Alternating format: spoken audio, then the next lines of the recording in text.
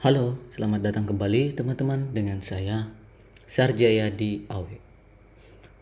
Jadi pada video kali ini saya ingin memperlihatkan kepada teman-teman para pengguna Exat VS03 atau Exat VS02. Jadi di sini saya telah melakukan update terbaru terkait Exat VS03 menjadi VS03.1. Nah, apa yang berbeda dari yang sebelumnya nanti kita akan lihat teman-teman ya. Dan bagi teman-teman yang sudah memiliki atau sudah membeli file Exat VS02, VS03 kemudian ingin migrasi ke file VS03.1 bisa langsung menghubungi saya. Walaupun karena ini perdana teman-teman, ini baru publish juga launching, jadi di sini saya belum membuat untuk manual book yang terbaru, tapi secara teknis penggunaannya sama dengan VS03 yang versi sebelumnya. Nah, untuk perbedaannya bisa teman-teman simak di video kali ini. Oke, langsung saja. Sebelum kita mulai mereview update VS03.1 ini, bagi teman-teman yang baru berkunjung ke channel ini, jangan lupa di subscribe terlebih dahulu, kemudian nyalakan lonceng notifikasi untuk tetap update video terbaru dari saya. Bagi teman-teman yang sudah subscribe, saya ucapkan terima kasih atas dukungannya. Oke, langsung saja teman-teman, ini adalah tampilan dari Exat VS03.1 yang saya buat demonya. Kemudian jika teman-teman lihat yang sebelumnya seperti ini, jadi ada perbedaan yang signifikan teman-teman ya. Oke, di bagian yang pertama kita mulai perbandingannya dulu supaya teman-teman bisa memutuskan ingin menggunakan yang VS03 ini atau VS03.1 yang baru. Nah, di sini teman-teman di jenis filenya dulu, file VS03 yang lama. Apabila teman-teman ingin ini teman-teman ya, ingin untuk memasukkan ke Google Sheet, maka filenya tidak bisa digunakan. Itu pasti akan error.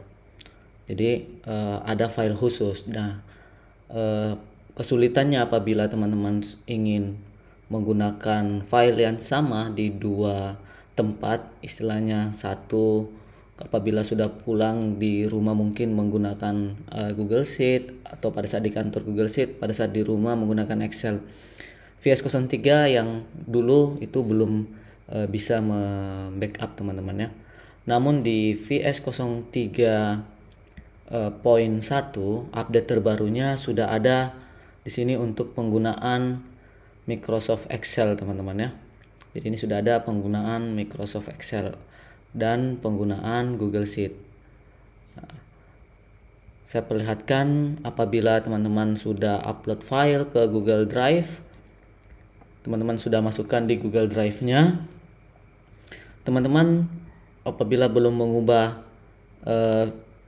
penggunaan untuk Microsoft Excel ini, saat teman-teman membuat jurnal itu masih error di sini teman-teman, karena untuk dinamisnya, validasi dinamis yang seperti teman-teman ketahui itu belum bisa digunakan. Contoh di sini, jika teman-teman ingin memasukkan D3 itu belum bisa teman-teman, error.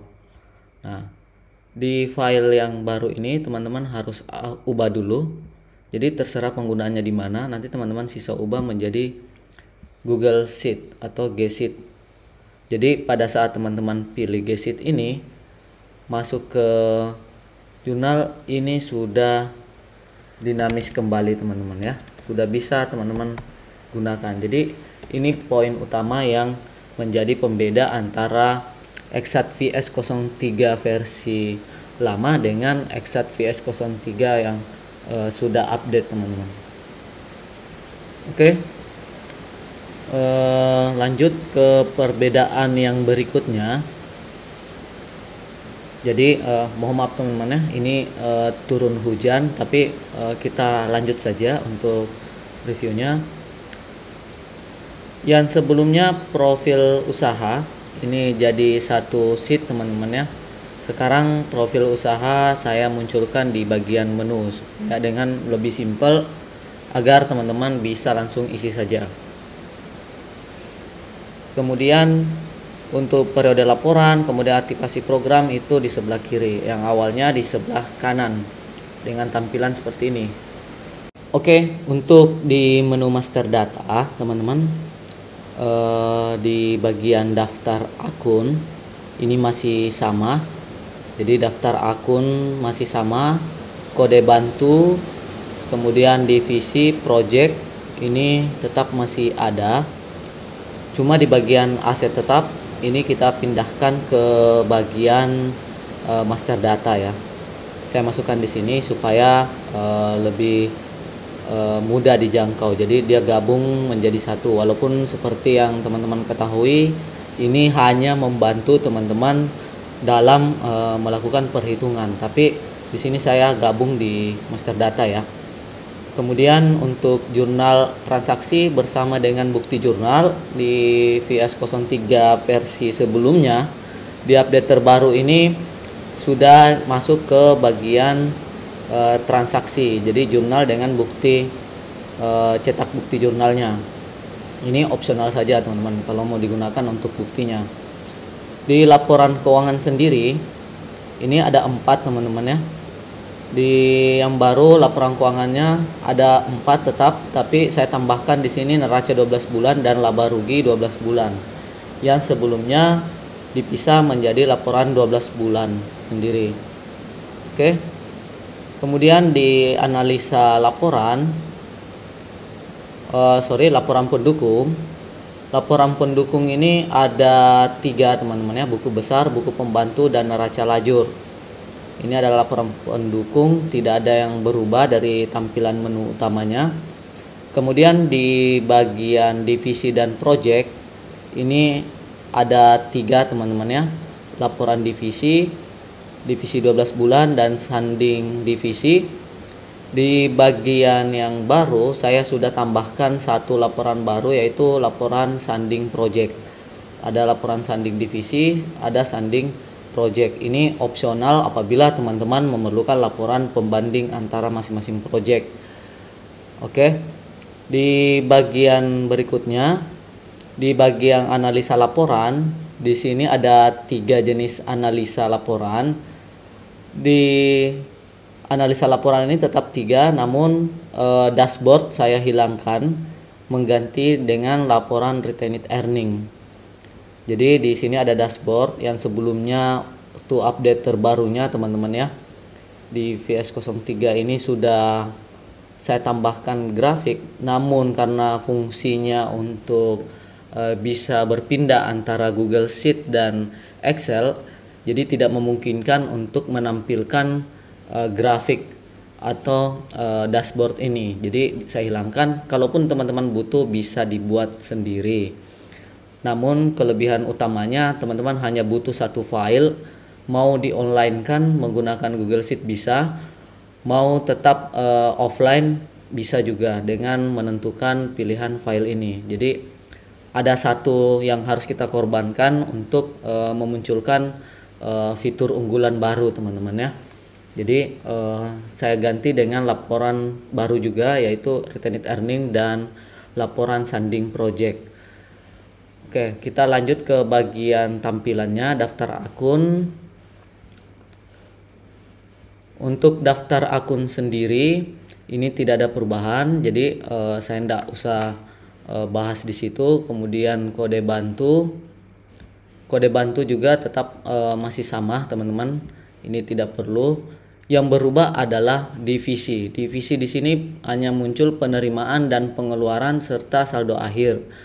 Di bagian divisi untuk VS03.1 itu sudah saya detailkan. Jadi lebih detail lagi teman-teman ya. Di sini ada pendapatan berdasarkan tipe akun ya. Berapa pendapatan, kemudian pendapatan lainnya, total pendapatan berapa dikurangi dengan harga pokok penjualan, beban lainnya, kemudian ada total beban, dan saldo akhir yaitu pendapatan dikurangi dengan beban. Jadi total pendapatan dikurang dengan total beban itu adalah saldo akhirnya. Di sini akan kelihatan teman-teman ya. Ya. Jadi ini untuk divisi. Kemudian di project juga sama. Ini saya detailkan juga teman-teman.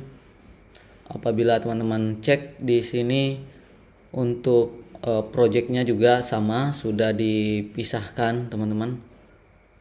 Ya, jadi ini sudah oke. Ini sorry ya, ini agak keliru yang satu teman-teman. Kita langsung update saja karena ini baru dibuat teman-teman ya. Oke,